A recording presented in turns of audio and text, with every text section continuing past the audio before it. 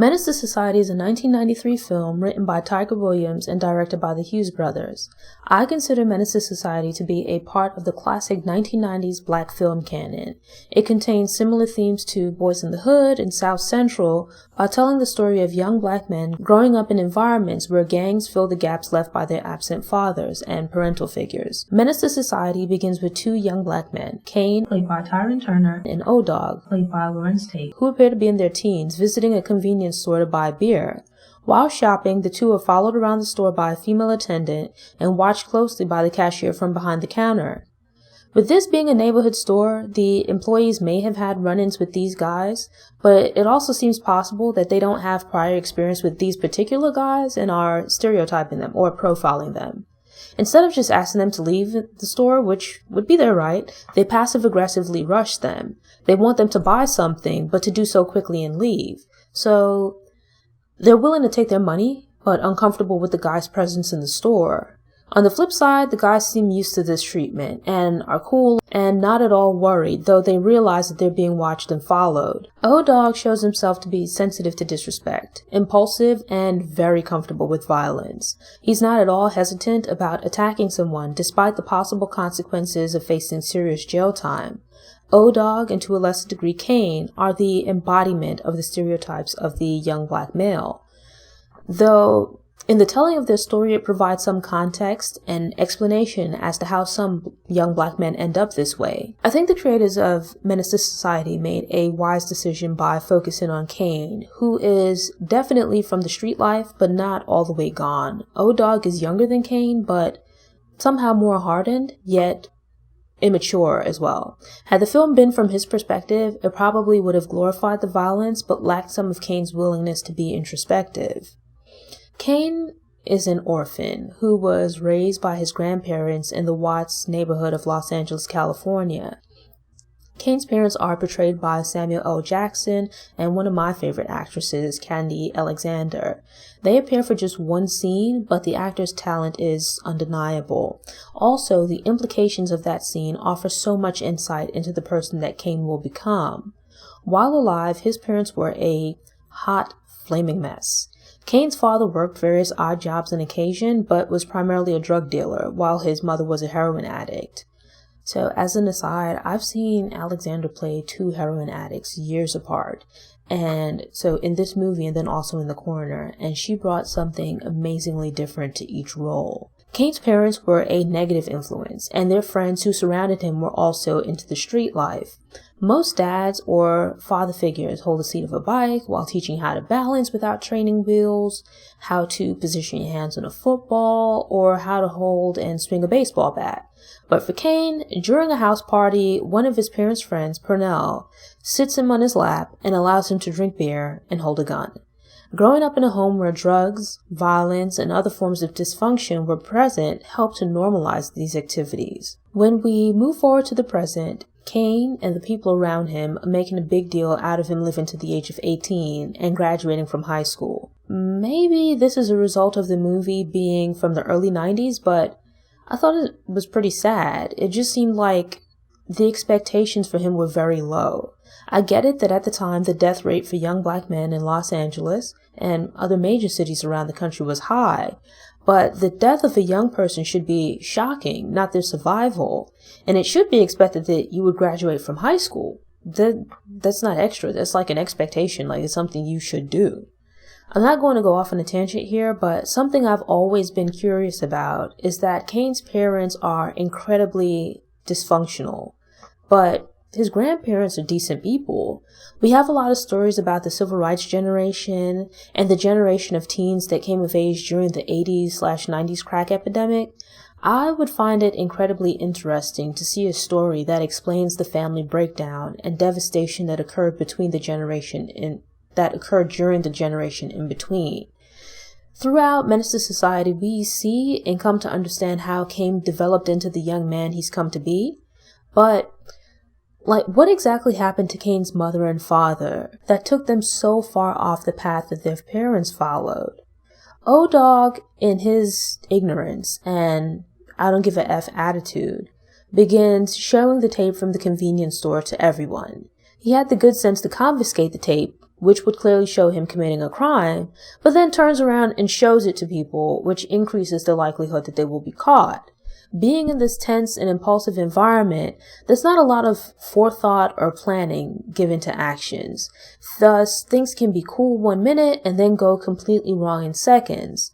Thus, a regular trip to the store turns into serious felonies and possible jail time. A night hanging out turns into a carjacking where a loved one dies and you almost lose your life in the process. A lot of the nonsense the two young men get into is a result of their misguided sense of masculinity and manhood, which they've learned from the older gangsters around them. Selling drugs and being involved in the criminal life is not a good look at any age, but it seems particularly sad for an older man. Like, grown man. 20-something, 30-something-year-old man. AWACS, played by MC8, and Chauncey, played by Clifton Powell, are older gangsters who encourage the younger guys to commit crimes. AWACS, in particular, is a grade A instigator who constantly calls the younger guys punks when they hesitate to shoot or otherwise participate in violence. Chauncey is a smarmy, older guy who enlists them to do his dirty work, such as stealing cars. Lulock, played by Too Short, is also around. He doesn't seem to be much older, but is a one-stop black market where drugs and guns can be purchased. Something to note is that everybody in the circle is either selling drugs or involved in some type of illegal activity, but yet none of them seem to have any real money. It's like you're doing all this stuff and then it's like you're always broke.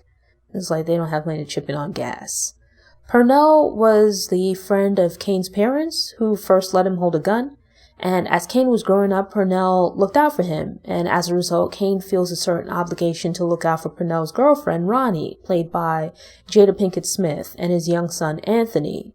It's not exactly spelled out, but Ronnie seems to be possibly a little older than Cain, but closer to his age than Purnell's.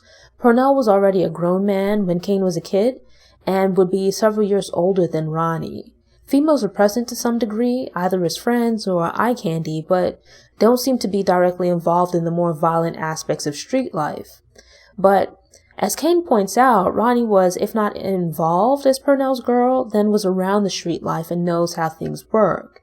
Through seeing Purnell go to jail and wanting better for her son, Ronnie still associates with the guys, but stays away from the more dangerous and dysfunctional aspects of street life. There's a scene in Menace II Society where Cain allows Anthony to hold his gun and practice aiming and shooting. It's reminiscent of the earlier scene where young Cain is sitting on Purnell's lap holding his gun. Purnell warns Cain that the gun is dangerous, but shows him how to hold and point it. Cain does the same for Purnell's son and sees it as passing down knowledge and teaching him how to survive in the neighborhood. It's kind of like a dysfunctional rite of passage.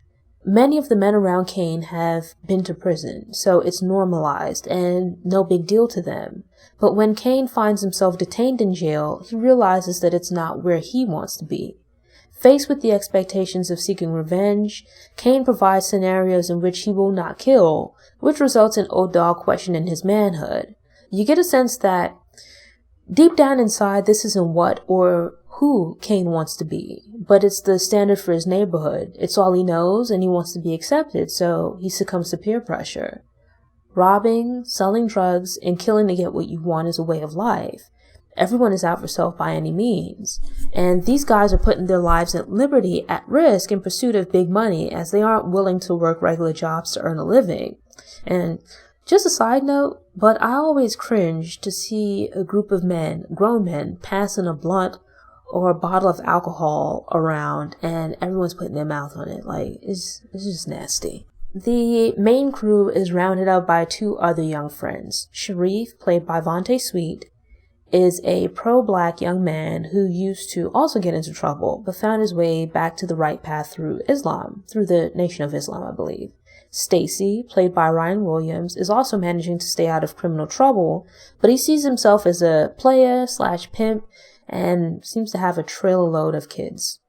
Neither of these guys is perfect, but they recognize that they need to change. Together, Sharif and Stacy try to encourage Cain to expand his horizons by getting out of Watts and experiencing somewhere else before the streets consume him. They are positive presences in Cain's life, as they're both comfortable setting aside the expectations of others and aspire to more than the neighborhood. Out of the street guys, we only see Cain's family and home life.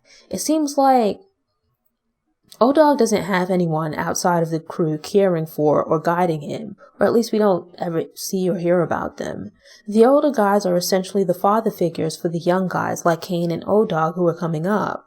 Sharif is the only one we see whose father, Mr. Butler, played by Charles S. Dutton, is around and an active positive presence in his life. All of the guys respect Mr. Butler, and he's able to get them to at least listen by speaking to them in a manner to which they can relate. Menace II Society juxtaposes the importance of young black men having older black men in their lives to not just offer guidance, but the right kind of guidance. Even in his ignorance, O-Dog does have some degree of sense and displays respect for Cain's grandfather and Mr. Butler. In their presence, he curbs his language, attempts to hide his weed, and refers to them as Mr. Last Name. Cain and O-Dog have some degree of home training, but put that aside and become different people when they're out in the street amongst friends. In the presence of these mature men, Cain and O-Dog drop their tough guy demeanors and seem more at ease with themselves and their true feelings. We learn that O-Dog feels hopeless and thinks God couldn't possibly care about him because of where and how they live. They see the hypocrisy and futility of Cain's grandfather's approach of relying on religion for salvation, but they're also hesitant to set aside what they've learned from the streets to try something different. Cain is surrounded by people who care about him, though some are misguided in the ways they try to look out for him. His life has been hard, and things are rough for him, but the decisions he makes don't help matters. It's like being in a hole with a shovel for so long that when someone lowers a ladder and tells you to reach out for it, your mind can't even conceive the idea of climbing to freedom. So you remain in the hole and keep digging deeper, hoping that somehow you'll eventually come out the other side. Anthony and Purnell represent Cain at various points in his life, but with different paths available. Anthony is a reimagining of Cain as a child, lacking his father, but with the positive presence of a mother who is actively involved in trying to keep him on the right path. When Cain was a child, his mother was consumed by her drug addiction, and while she did steer him away from hanging around the older guys, she did so in a very aggressive manner, at times cursing at him. On the other hand, Ronnie corrects Anthony, but is patient and takes the time to talk to and explain things to not only him, but also Cain.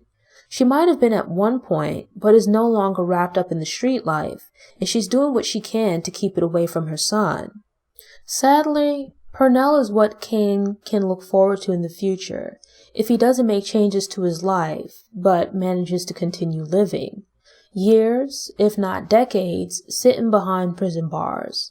Because of the people Cain hangs around, he constantly finds himself in situations that involve criminal activity, which can lead to prison time. The events of the main part of Menace II Society cover the short span of probably just a summer. Yet, within that time, Cain is involved in or present at 3 murder scenes, carjacks someone's, attempts to steal a car, purchases what seems to be a stolen car, assaults someone, gets shot, and is severely beaten. Some of these situations result in run-ins with the police. Granted, in some instances he is a victim, but in others he is the one perpetrating the crime. In his day, Purnell was likely involved in much of the same activity. It's sad that for some men such as Purnell, they don't sit down and think about what they're doing until they're in prison. A lot of the mistakes these guys make are a matter of youthful immaturity, but by the time they get their minds right, it's too late. There are plenty of grown men who are suffering from the consequences and poor decisions they made as young men, and those are the ones who were lucky to live long enough to grow and see things differently. Some films are good because they make sense and are entertaining.